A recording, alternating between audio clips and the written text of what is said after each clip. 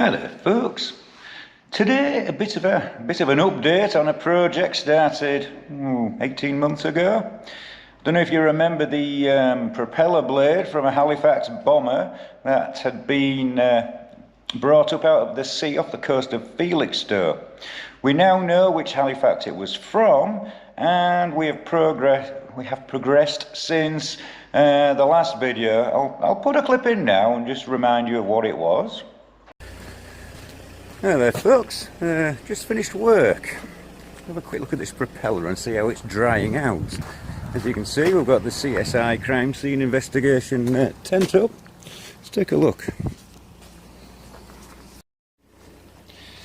As you can see folks, we've got it under cover now.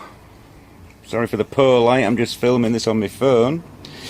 And what we need to do is to stop the corrosion. I'll try and stabilise it.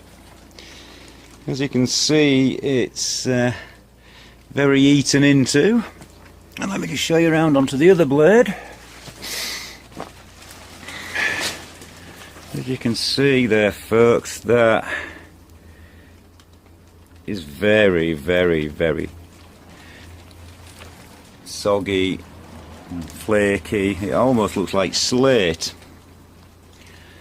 Now my thoughts are to maybe absolutely cover it and hopefully soak in some like a clear lacquer sprayed on, and maybe that would hold it all together.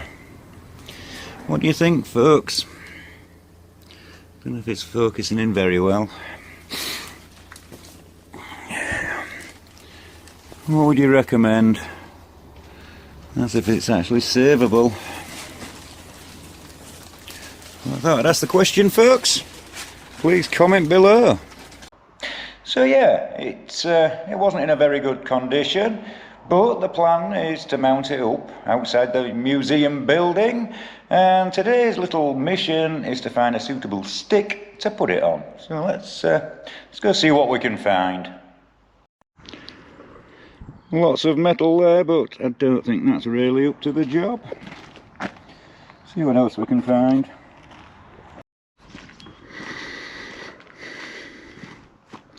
Ooh, what do I spy there?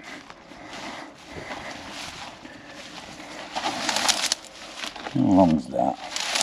Oh, that is from there all the way to there. Now that looks like a suitable stick. Yeah. I think I'll get that dragged out and we'll move it to the workshop.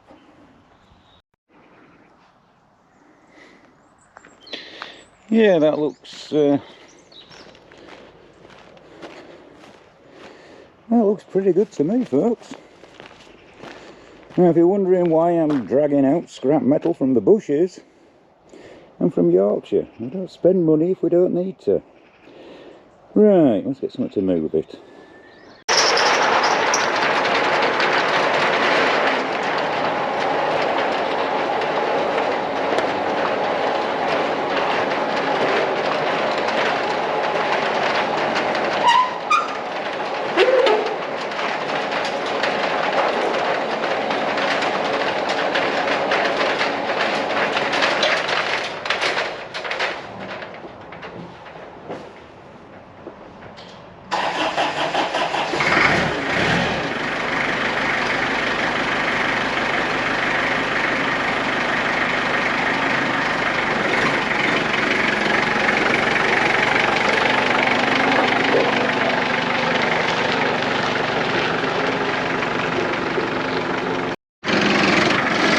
Right, let's go for a ride.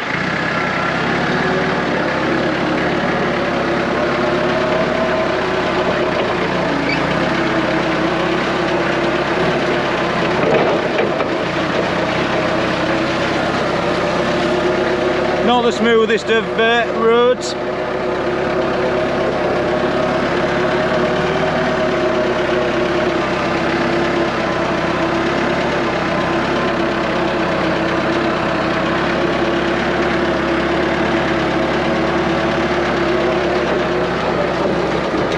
Go pick this stick up.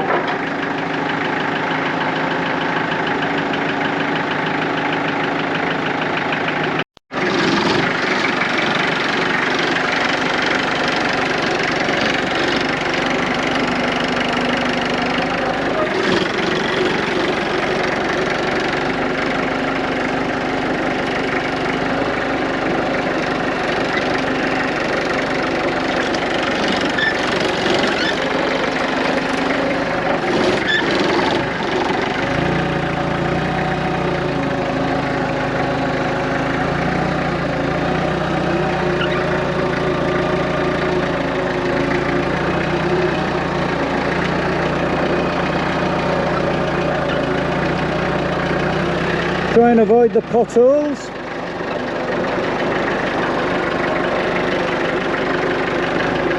If I can. A bit wider now, folks.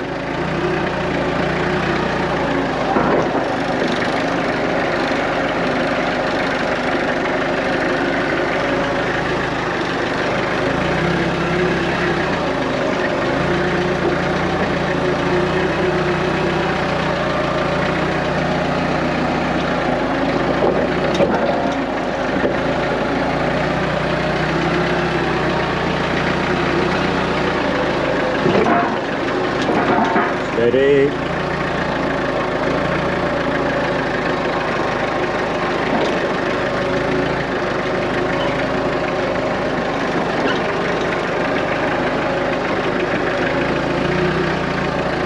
Home stretch now.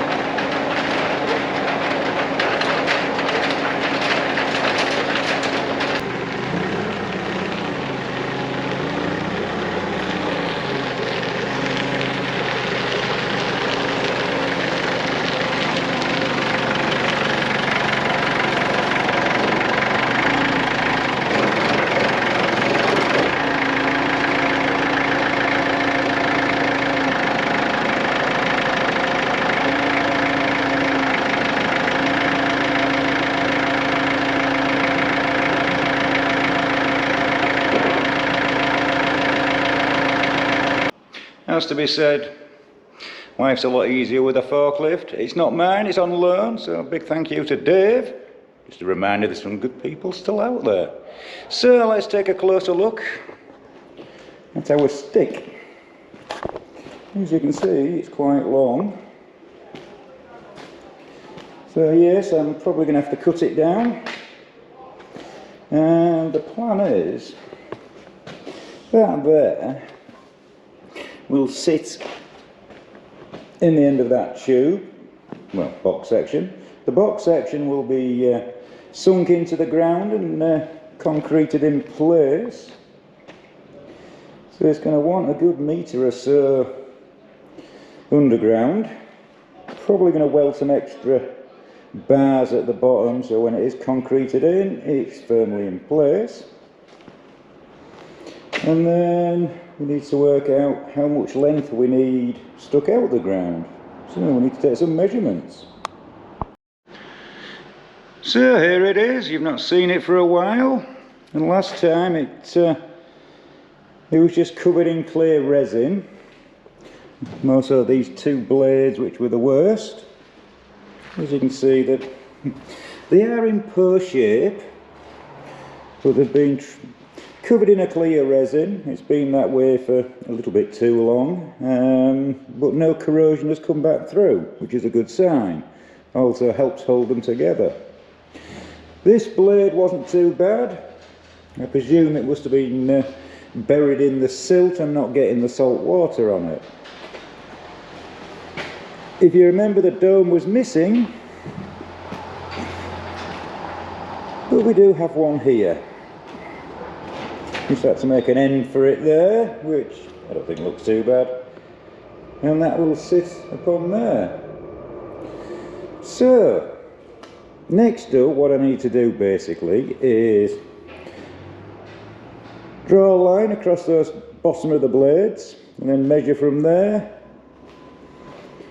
up to here, and then we know how long we need this. So I shall take some measurements. So we're not looking for accurate measurements here.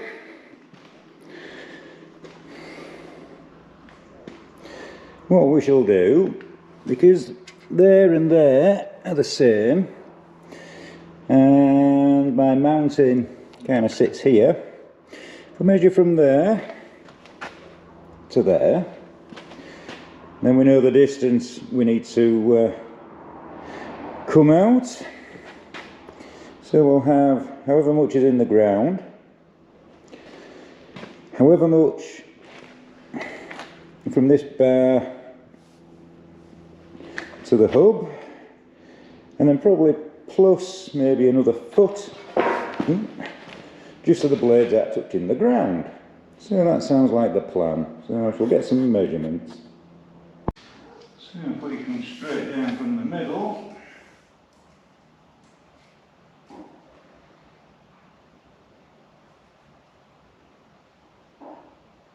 let's call that 36 inches. So remember 36 inches because I've not got a pen.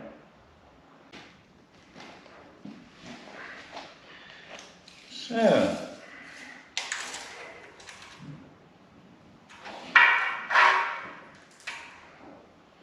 we say 1 metre for buried underground. We've got the 36 inches plus another foot, that makes 48 inches.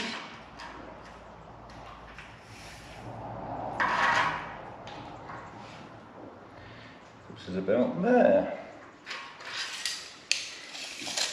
So we'll have a bit to spare, folks.